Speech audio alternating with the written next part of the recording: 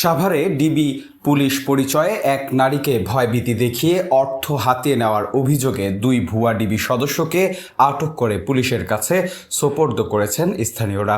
মঙ্গলবার বিকেলে সাভার সদর ইউনিয়নের কলমা এলাকায় এই ঘটনা ঘটে। আটকরা হলেন মনির ও আমিনুল ইসলাম।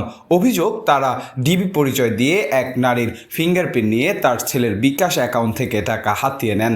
পরে স্থানীয়রা প্রকৃত ডিবি পুলিশের সঙ্গে যোগাযোগ করলে জানা যায় ওই নামে কোনো সদস্য নেই। এরপর তাদের আটক করে সাভার মডেল থানায় সোপর্দ করা হয়। এই ঘটনায় আইনগত ব্যবস্থা নেওয়া হচ্ছে।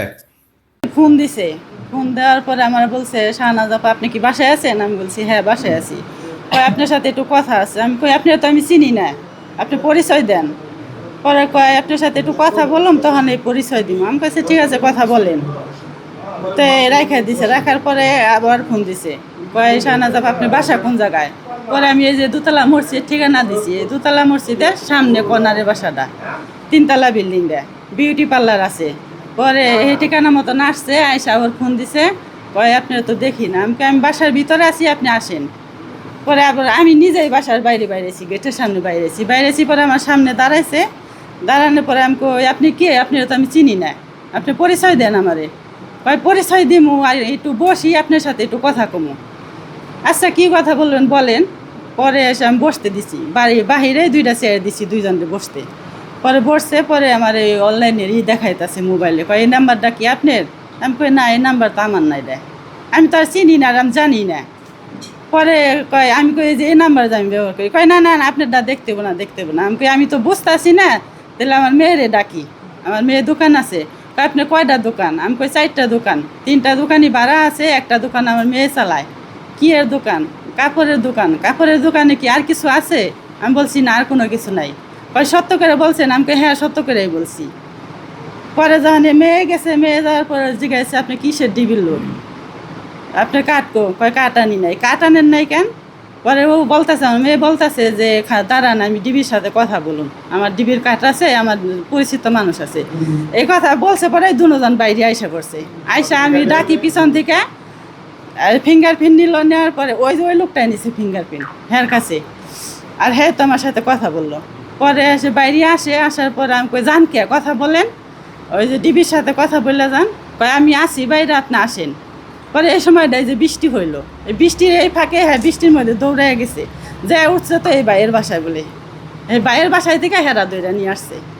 আপনি কি মনে করতেছেন? আমি তো বুঝতে পারি নাই যে আমার ওই যে ভয় দেখাইছে, আমি তো ভয় পাইছি। টাকা টুকা চাইছে? টাকা চাই নাই, আমার খালি ওইটাই বলছে যে আপনি কারোরে জানায়েন না, আমার কারোরে জানায়েন না।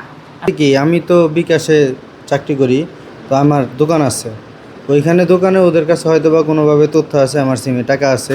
আমার সিমটা আমার আম্মুর নামে উঠানো, ঠিক আছে? তো আমার আম্মুর কাছে আইসা উনি ফিঙ্গার নিছে। ফিঙ্গার নেওয়ার পরে সাথে সাথে আম্মু আমার ফোন দিয়ে বলছে যে ডিবির থেকে লোক আইছে, আমার এরকম ফিঙ্গার নিছে। তখনই তো আমি সাথে সাথে বুঝে গেছি যে এটা হ্যাকার। তা আমি বলছি এটা হ্যাকার, ওনারা আটকান আপনি, আমি আসতেছি। কারণ এইভাবে এরকম করার তো কোনো নাই যে আমার বাসায় ডিবির লোক আসবো, এরকম কোনো কাজ আমি করি নাই, ঠিক আছে? আমার সিমে অতিরিক্ত টাকা থাকার কারণে ওরা এটা অনেক দিন ধরে হয়তো বা ফলো করতেছে, ওদের বিভিন্ন অ্যাপস আছে, ঠিক আছে?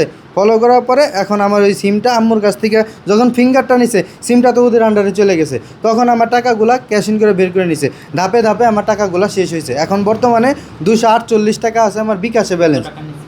আমার টাকা মিনিমাম 7 লাখ টাকার উপরে নিছে। আমার টাকা চাইতেছি আমি, ওদের কি করবেন, পুলিশে দিবেন, ওদের পুলিশে দেন না কি করেন আমি তো এটা জানি না, কিন্তু আমার টাকা দিয়ে তারপরে ওদের যা মন চাই করেন। আমার টাকা দরকার। আমার মতো একটা ছেলে, আমার যদি 7 লাখ টাকার আমি ক্ষতি করি, তাহলে আমি সারা জীবন কি করুম? আমার সারা জীবনের তো একটা বিষয় আছে। অ্যাকচুয়ালি আমার পাশের বাড়িতে একটা ঘটনা ঘটছে যে মোবাইলের টিপসই দেওয়া, যে মোবাইল রিফ্লেক্স করে, এটা করে নিয়ে তার কাছ থেকে সিমটা নিছে। শুনতেছি যে তাদের টাকা ট্রান্সফার করে নিছে, এবং দীর্ঘদিন ধরে একটা চক্র সক্রিয়, যে এই ধরনের অনলাইনে তারা বিভিন্ন ভাষায় বিকাশ যাদার লেনদেন করে, তাদের টার্গেট করে তারা এই ধরনের ক্রাইম করে। এখন তো এটা জানার পরে আমার ড্রাইভার বা আশেপাশের লোকজন আমার অফিসে নিয়ে আসছে।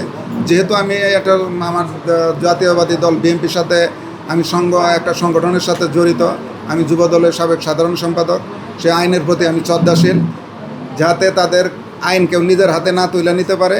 এর জন্য আমরা প্রশাসনকে খবর দিয়েছি, আপনারা মিডিয়া আপনাদেরও আমরা খবর দিয়েছি। আইন যেহেতু এটা আইনের ব্যাপার, আইন আমরা নিজের হাতে তুলে দেব না, আমরা নিজে তুলে নেব না, আইনের গতিতে চলবে। আমরা তাদেরকে পুলিশে দিয়ে দেবো, পুলিশ এটা আইন দেখে যেটা খতিয়ে দেখবে, যা আইনই এটা ভালো জানে।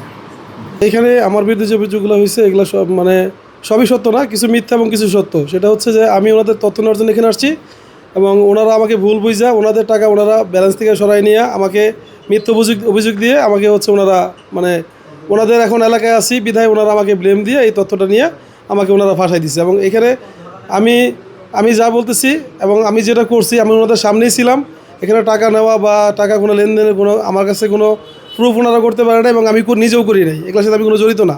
হ্যাঁ, আমি হচ্ছে বিভিন্নভাবে প্রশাসনের বিভিন্ন এসে জি আমি হচ্ছে আমার নাম মনির, আমি হচ্ছে ওনাদের সাথে বিভিন্ন সহযোগিতামূলক কিছু কাজকর্ম করি। তো আমি এখানে একটা তথ্য নেওয়ার জন্য এখানে আসছিলাম অনুসন্ধানের জন্য। আসার পরে এখানে আমি একটা ট্র্যাপে পড়ে গেছি এবং যার ফলে ওনারা আমাকে সন্দেহমূলকভাবে এটা এখানে করছে। এটা বলা যাবে না ভাই, এটা না বলি। আপনি কি ডিবির সোর্স? জি আমি সোর্স হিসেবে কাজ করি। ডিবির? জি আমি বিভিন্ন প্রশাসনের সোর্স হিসেবে কাজ করি। তো আমি এখানে একটা তথ্য নেওয়ার জন্য এখানে আসছিলাম, এখানে আসছিলাম এবং তথ্য নেওয়ার পরে আমি চলে যেতে চেয়েছিলাম এবং এখানে ওনারা আমার তখন মিথ্যাভাবে এখানে ব্লেম দিয়ে এখানে আমাকে আটকায় রাখছে। এইটুকুই ভাই। আমি কোনো সিমের কোনো ফিঙ্গার টিঙ্গার কোনো কিছু নেই নাই। কেউ যে অভিযোগ করলো যে আপনি বলছে যে কেউ অভিযোগ করতেই পারে, এটা আমি ওইরকম কোনো করি নাই, কোনো কিছু করি সাথে এসে ওইরকম আমি কোনো তথ্য কোনো কিছু নিতে আসি নাই। আমিনুল ইসলাম, বাসা মধুপুর। টাঙ্গাইল মধ্যে? হ্যাঁ, টাঙ্গাইল মধুপুরে।